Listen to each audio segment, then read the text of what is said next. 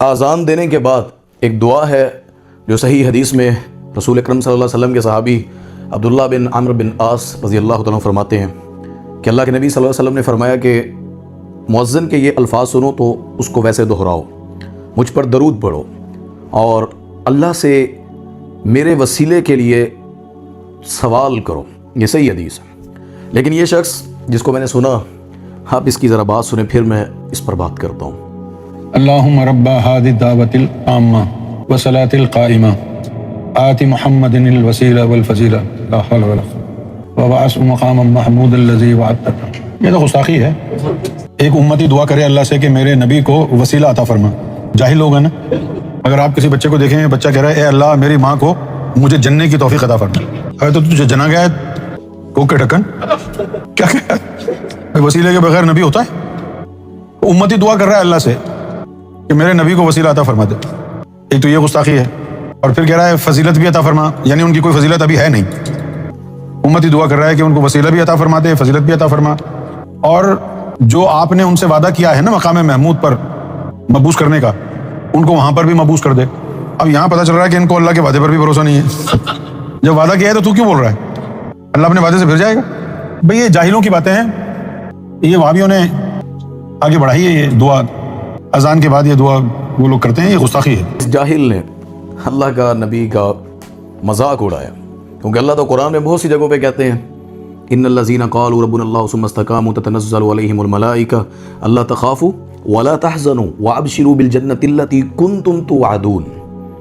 ڈٹ جانے والوں کے لیے اللہ نے، جو اللہ کا نام لے کر رب کو رب مان کر ڈٹ جاتے ہیں، استقامت اختیار کرتے ہیں، ان کے لیے فرشتے اترتے ہیں، وہ ان سے کہتے ہیں خوف نہ کر، غم نہ کر، اللہ تمہیں اس جنت کی بشارت دیتا ہے جس کا وعدہ کیا گیا۔ اب کوئی ایسا شہید ہے وہ اللہ سے شہادت نہیں مانگے گا، اللہ سے جنت نہیں مانگے گا، حالانکہ اللہ نے وعدہ کیا ہوا ہے۔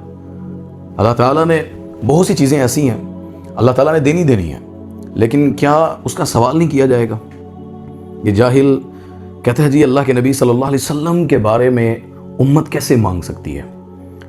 ایک شخص ہے، اسے ایک اعزاز مل جائے، جب وہ دوستوں سے ملتا ہے نا، حالانکہ وہ پوزیشن ہولڈر ہے، جو بھی ہے، لوگوں کو پتہ بھی ہو، پھر اس کا امپریشن ہوتا ہے بس اللہ سے دعا ہے جی اللہ تعالیٰ مجھے یہ عطا فرما دے، اللہ ایسا نواز دے، اللہ سے دعا کیا کریں اللہ مجھے مزید بہتر کر دے۔ رسول اللہ صلی اللہ علیہ وسلم کا کوئی گناہ نہیں ہے، معصوم عن الخطا ہے، ایک دن میں 100 دفعہ استغفار کرتے ہیں۔ کیوں؟ مانگنا ہے اللہ سے، اس کا حکم ہے، قرآن کے اندر ہے اذا جاء نصر اللہ والفتح ورأیت الناس يدخلون فی دین اللہ افواجا فسبح بحمد ربک واستغفر انہ کان توابا۔ میرے نبی کی توبہ کس چیز کی؟ گناہ تھوڑی ہے، توبہ تو وہ کرتا ہے جو گناہ کرے۔ یہ جو سمجھانا چاہ رہے ہوتے ہیں صحیح حدیث کو، رسول اللہ صلی اللہ علیہ وسلم کہ اللہم رب هذه الدعوۃ التامہ والصلاۃ القائمہ آت محمدا الوسیلہ، یہ وہ دعا ہے، نبی پاک صلی اللہ علیہ وسلم کی حدیث کے الفاظ ہیں حلت لہ شفاعتی یوم القیامہ، میری شفاعت اس پر واجب ہو جائے گی جو ہر نماز کے بعد یہ دعا پڑھتا ہے۔ یہ جاہل کہہ رہا ہے کسی وابیدی شروع کی ہوئی ہے، فلاں کی شروع کی ہوئی ہے۔ مسلکوں سے نکلو، صحیح حدیث کو پکڑنا، عمل کرنا، دین کو سمجھنا اور علم والوں سے سیکھنا۔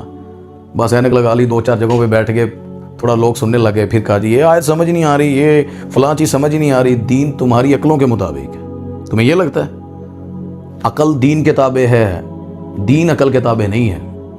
دماغ مانے نہ مانے، جو اللہ نے کہہ دیا، نبی نے کہہ دیا، جو حدیثوں میں ہے، جو قرآن میں ہے، برحق ہے۔ مثال دیتا ہوں، اب اس نے کہنا جی سمجھ نہیں آتی ہے، اس ایسے جاہلوں کو حدیث سناؤ تو رسول اکرم صلی اللہ علیہ وسلم نے فرمایا کہ ایک جہنمی کا دانت احد پہاڑ کے برابر ہوگا۔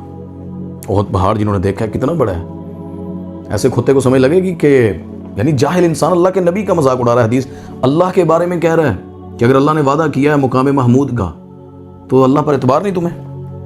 اللہ نے قرآن میں جن جن چیزوں کا وعدہ کیا پھر ہم کیوں مانگتے ہیں؟ اللہ نے قرآن میں کہا یہب لمن یشاء اناثا ویہب لمن یشاء الذکور، بیٹے دوں بیٹیاں دوں میری مرضی ہے، اولاد مانگتے کیوں آپ؟ رزق کے بارے میں تبارک الذی بیدہ الملک، سارے خزانے تو اللہ کے ہاتھ میں ہیں، جس کو چاہے دے نہ دے، تم کیوں مانگ رہے ہو؟ تقدیر لکھی ہوئی ہے، پھر سوال کس چیز کا ہے؟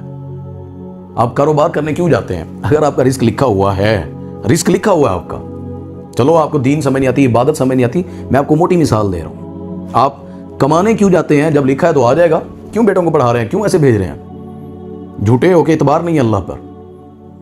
ایسے ہی جاہلوں نے اسلام کا مذاق اڑایا، وہ اس حدیث کا مذاق اڑا رہے ہیں۔ بہرحال پیغام دعوت ہے، اصلاح کریں، دین ان سے سیکھیں جو دین سکھانا جانتے ہیں، جو پڑھنا جانتے ہیں، ان سے نہ سیکھیں جو ان کو یہ نہیں پتہ حدیث کیا آ رہی ہے، قرآن کیا آ رہا ہے، مفہوم کیا ہے، تفہیم کیا ہے، اس کے اندر اللہ سمجھانا کیا چاہ رہے ہیں، یا اللہ کس اینگل میں کس کو بات کر رہے ہیں۔ کل کو وہ حدیث سنائیں گے، اللہ نے کہا کہ میں بندے کا ہاتھ بن جاتا ہوں، اس کے پاؤں بن جاتا ہوں۔ یہ ایسے لوگوں کو حدیث سنائی جاؤ، کہے گا دیکھا اللہ ہاتھ بن گیا، اللہ پاؤں۔ اور جاہلوں کو کوئی سمجھائے کہ اس کا مطلب ہاتھوں میں اللہ کا آنا نہیں ہے۔ اللہ کا مدد یعنی اس کے پاؤں جہاں چل کے جس طرف جائے گا اللہ کی مدد نصرت حال اس کے ساتھ، اس کے ہاتھ جس چیز میں لگیں اللہ برکتیں ڈال دے گا۔ کوئی سمجھنے والے سے سمجھا کرو اسلام، پھر یہ سارا دین سمجھ آ جائے گا۔